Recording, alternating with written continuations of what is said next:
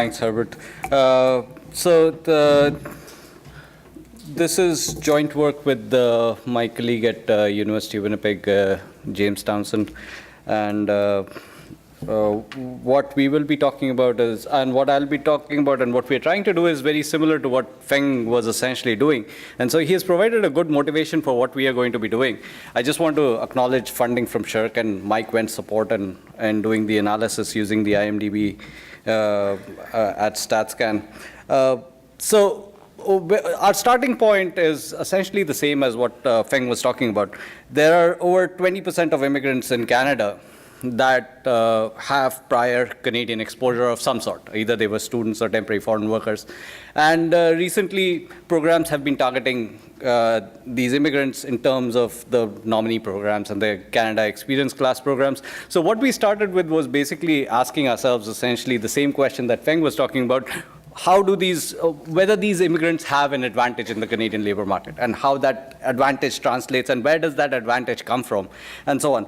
So our start point was essentially looking at the longitudinal immigrant database, which recently added this information on pre-immigration tax information. So if you were filing taxes before you immigrated, now you have information on that. So you could kind of look at what was going on with this. So we got curious about this. And of course, this conference actually made us aware of Feng's work on this. So now we are trying to collaborate and try to see what we can do together on this. So we were working essentially independently, and now it's interesting that he has done some work on this, and you will see how ours differs from theirs, and I'll talk a little bit about that. So the questions that we ask are essentially more general than what Feng was talking about. And what we started with was basically trying to figure out what are the characteristics and how the characteristics differ between pre-filers and non-pre-filers. What I'm going to call pre-filers are immigrants that file taxes before they become permanent residents. So essentially that have a history of prior Canadian exposure as students or as temporary foreign workers or what have you. I mean, anybody filing taxes will be in the IMDb, and you have data on those. So our first question was essentially what is the frequency and how many are there and how long are they filing taxes for? What are the spells of pre-filing? And then do the basic characteristics differ? And Feng touched upon that a little bit. And lastly, I'm going to talk a little bit about the earning profile differences between pre-filers and non-pre-filers and what we can learn from that and what do we see.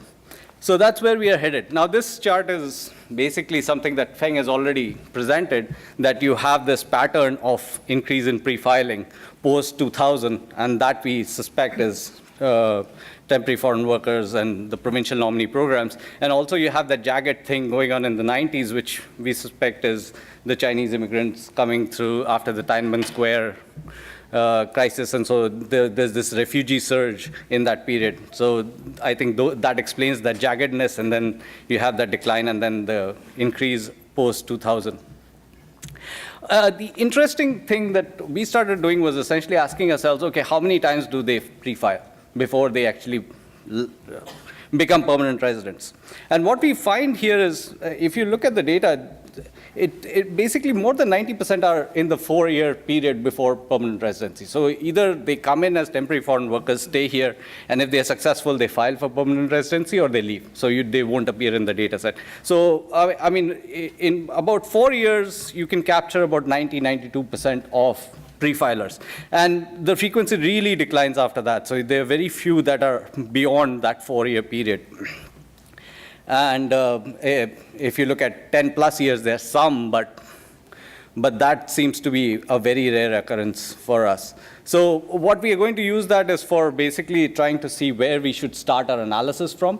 And what we are going to do is basically start the analysis in 1988. So we are essentially looking at 6 years of pre-filing, and then clubbing everybody who had more than 6 years into one group and putting them together.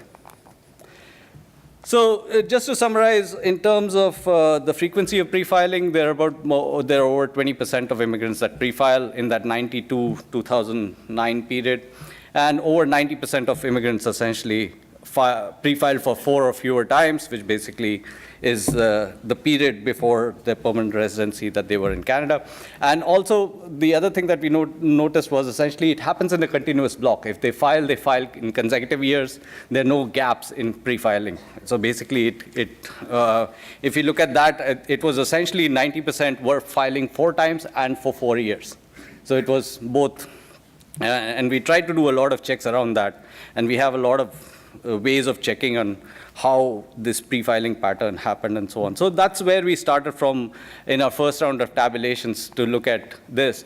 The other thing that we did with our tabulations was essentially look at characteristics. And I'm just presenting a few things here just to talk about some of the things that we noticed.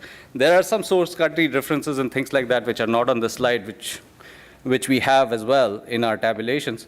But the 3 things that I want you to take away from here are essentially that pre-filers are more likely to be principal applicants. They're more likely to be refugees than non-pre-filers. And their earnings are, no matter whether you look at landing or arrival, a year after landing or a year after arrival, their earnings are a lot higher than non-pre-filers. So this is not conditional on anything. We're just looking at raw averages here and basically including everybody who had positive earnings in there and just comparing their earnings. So for non-pre-filers, the landing and arrival is essentially the same. For pre-filers, of course, you see the distinction. So there you're adjusting for when they came to Canada. So that kind of makes a difference of about 4,700 or so in the average.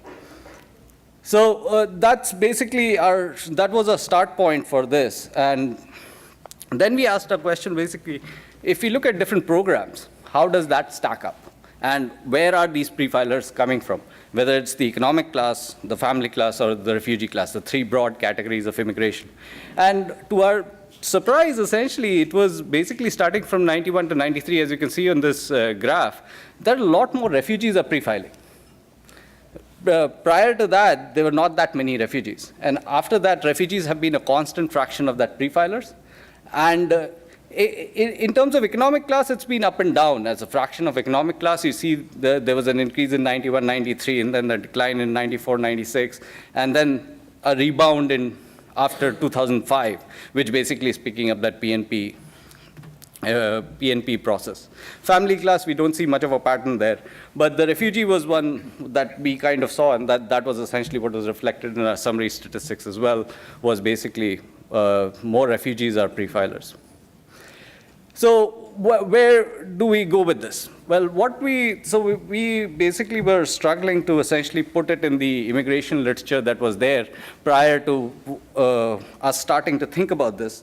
And we were thinking about what framework to use to essentially put our regression analysis in the context of what has been already done using census data and other data sets. So one of the places we started with was basically this general consensus finding that more recent cohorts of immigrants have been doing worse than previous cohorts. So if you look at the cohorts that came in the 80s, the 90s cohorts have lower earnings than the 80s cohorts, and then the 2000 cohorts have lower earnings than the 90s cohorts. So there has been this systematic downward trend. And what we wanted to check was whether that trend holds in the IMDb, whether we have some evidence of that, which is which was something that was done by Green and Warswick, and they have essentially established that. And what we wanted to see was basically whether pre-filers and non-pre-filers differ in terms of what happens with the cohort patterns, whether they face that same downward decline or not. So what we started with was basically the Aydemir-Scooterud 2005 CJE paper, which gave us the framework that we converged on using for this analysis. And basically what we did was, as control variables, we used education, language, source region, marital status, and all the other control variables that they had, what is available in the IMDb. And the 2 things that we did was essentially allowed the intercept and the return to experience, both Canadian and foreign, to differ by arrival cohorts, which was the interesting thing that they had done, because what they wanted to see was not just the level effect, but also the growth effect in terms of cohorts. Were they starting lower, and whether they were actually flatter. right? If they are lower and flatter, then they have a long-term disadvantage. Relative to if they catch up, then the disadvantage goes up very quickly. So we wanted to keep those features in and essentially ask the question whether there are differences between prefilers and non-prefilers in terms of their earning profiles. And so what I'm going to present here, of course, we can look at different groups, and you have to pick a reference group when you're doing these regressions. So what I'm going to present is pick an immigrant who's a university-educated immigrant residing in Ontario and arriving at the age of 30. The arrival age is important just because we have foreign and Canadian experience, and we want to assign some returns to that. So that's basically the group that I'm going to focus on. And of course, this is going to be about for males aged 25 to 54. Again, that's something that we have varied, and we have results for females and different age groups as well. We picked the 25 to 54 because that was the age group that Idemir and Scooterud used as well, so just to keep it comparable to what they had done. So anyway, so that is a very quick summary of what we are trying to do with our regression analysis. And this is basically, so I'm going to summarize the findings in just 2 charts. The first is the conditional entry earnings and how they differ by cohorts. So what you see there is 3 bars. Basically, the first bar is all immigrants. And this is all relative to the 88-89 cohort, which is our benchmark cohort. And the orange bar there is non-prefilers, and the black one is the prefilers. So again, we are not distinguishing between programs at all. We are keeping everybody in. So this is refugees, family class, and economic class. And what we are asking ourselves is, if we compare what happened to what was the entry earnings for the 88-89 cohort, how does that compare to different cohorts, the 1992, 93, 96, and so on and so on. What we find there is after you condition for the controls that we have thrown in, you kind of see a cyclical pattern there. In terms of if you look at all immigrants, it basically depends on when you entered Canada. And the 1992 period is critical just because that's a recession in Canada. So if you're entering in a recession, you have about 16% disadvantage at your entry-level earnings.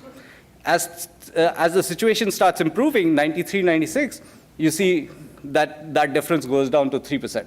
And 97, 99, which is basically a boom period, you essentially have a 6% advantage relative to the 88, 89 cohort. And then the dot-com bust, and you basically see that cycle repeat again. And then there's an improvement in 04, 07. And if we pull it further, we stopped in 07 just because after that, we had some data issues in terms of how education was coded and stuff. But it would be interesting to see what happened in the recent recession in terms of that. But what we found curious here was essentially the patterns for prefilers and non-prefilers is very different. Non-prefilers look more like all immigrants, whereas prefilers, you essentially have a very different pattern. Their disadvantage is huge relative to the 89 cohort. And for us, this seems to be more the increase in refugees that we saw in the earlier chart, that 21% disadvantage and this 14% disadvantage that you see in the more recent cohorts is probably coming from that. So that's where we are going to, and essentially we want to look at what is going on in terms of program compositions, in terms of prefilers, because that seems to be something that is coming from there. So there is some difference between non-prefilers and prefilers in terms of the patterns, but there is a disadvantage relative to the 88, 89 cohort for the more recent cohorts, the 2000 cohorts, not necessarily the late 1990s cohort, which was kind of interesting that we found. Once you condition on all the observables, you can kind of explain a lot of the disadvantage once you essentially adjust for composition of immigrants that are coming in. And yeah, so just to summarize our earnings profiles. So this is basically plotting the earnings profiles for different cohorts. So now we are not really looking at differences. We are basically plotting the actuals. And what we are doing here is essentially taking the difference between prefilers and non-prefilers. So first thing to note is everything is above 0. For all cohorts, you essentially prefilers start above, and basically they remain above. So this is kind of a bit different from what Feng was talking about, and he had essentially downward sloping curves for a lot of them. What we find is essentially that they start from, I mean, the lowest that we found was essentially a 20% advantage for pre-filers. And that 20% essentially keeps constant. There is no catch-up of non-pre-filers. And this is basically whether you look at, and this is across cohorts. Now, more recent cohorts, you have these steeper profiles. And what we think is essentially this is something to do with the way we have set up our regressions. Just because you have a last period, you essentially are forcing the regression to have these steeper slopes. So we have to get to a more flexible regression design there. But what I want you to take away from here is essentially that there is an advantage, and it's a persistent advantage. Now, very quickly to just summarize, where is this coming from? The big advantage that pre-filers have is in terms of returns to foreign experience. Most of the initial advantage that you saw for pre-filers in the last graph is essentially that they are getting a huge boost from foreign experience. There's complete discounting of foreign experience for non-pre-filers, for people who come directly from the country to Canada. Their foreign experience returns are 0 or even negative. Especially for women, it was quite a bit negative. For male, it was essentially insignificant, or depending on different groups that we looked at, either negative or 0. However, for pre-filers, you always had it positive, depending, no matter which cohort we looked at, because we had them separated by cohorts. For all cohorts, they had positive returns to foreign experience. And in terms of Canadian experience, there was not much of a difference between the two groups. So what that translated to was essentially you started higher, and then you remained higher. Right? So because your Canadian experience returns were very similar between pre-filers and non-pre-filers. And yeah, so just to wind up, what we have essentially is, now this is a work in progress, and we are trying to think about where do we take this, and how do we explain these advantages, and how do we do a decomposition to understand more of what is going on. And I've already mentioned this a little bit. We want to look at refugees and economic class and try to see whether the results are driven by that. We wanted to do something that Feng has already done, look at temporary foreign workers versus international students. And then also, I mean, we are interested in looking at foreign experience recognition, credentials, and whether we can tease out more where that foreign experience advantage or higher foreign experience returns is coming from. So that's essentially what we are going to be going to next. And thank you very much.